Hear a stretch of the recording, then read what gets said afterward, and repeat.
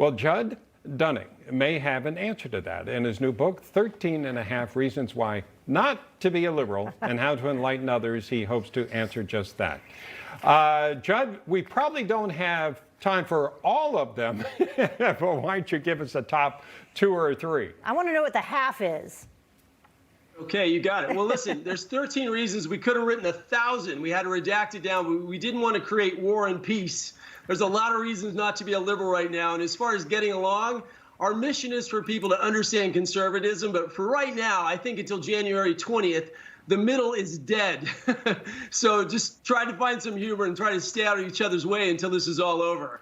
13 reasons. Look, we look at the failings of big government. We look at the failings of climate, the climate science. We look at the failings of so many elements of our entitlement nation state. And our half reason, actually, interesting enough, not because it's less important, our half reason is life, because we set life outside of ideology because it's actually so important. And our last chapter is Trump.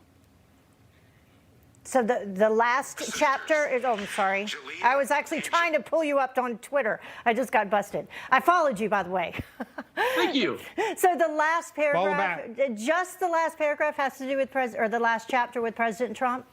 Yeah, we set Trump aside because, look, I love Trump. Trump won. I'm standing with Newsmax 100% that we're going to be victorious here because I understand the legislative process, which you can also look at our book. I encourage people to read this and to get to know, how America actually works. I think that's important in this news bite world that we live in right now. But there's a huge chapter on the Trump achievements. Newsmax, actually, owns Humanics, our publisher. You guys backed us. We're definitely aligned. I mean, I think Trump was the most exciting president since Reagan. We stand for his victory. So you got a long chapter. But we didn't want to make it all about that because ideology is timeless. Individual rights, freedom, family, faith, God, gun rights. All these things we stand with are simple and rational. But sometimes we need to remember to know what we know. And also how to argue right now because people are throwing such, just outright lies at us if you say the same thing, Yeah, how do you do that? Because you seem like a nice guy, and I'm sure you have friends on both sides of the aisle. So when you're having that conversation, how do you argue with someone that disagrees with you, has the opposite ideas? Yeah, well, I think the first thing you do is you definitely, that noise in the background is people following me on Twitter, so thank you. One of those is me. The first thing you do is you let them know that you hear them, and you love gratitude. You got to love America, and you got to have a sense of humor as well. That's so funny. My Twitter's blowing up, so thank you. Yay.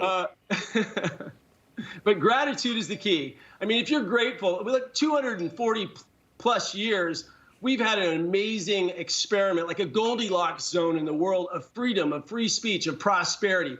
If you start with gratitude, you can argue forward and knowing that it's going to rotate. As contentious as this is, it's happened before, and that's our mission. People should fall in love with America, buy our book, keep watching Newsmax, pursue the truth, and don't get lost in the hyperbole of today that we're morally decrepit or broken or racist just for having the other side of the opinion. What's his handle?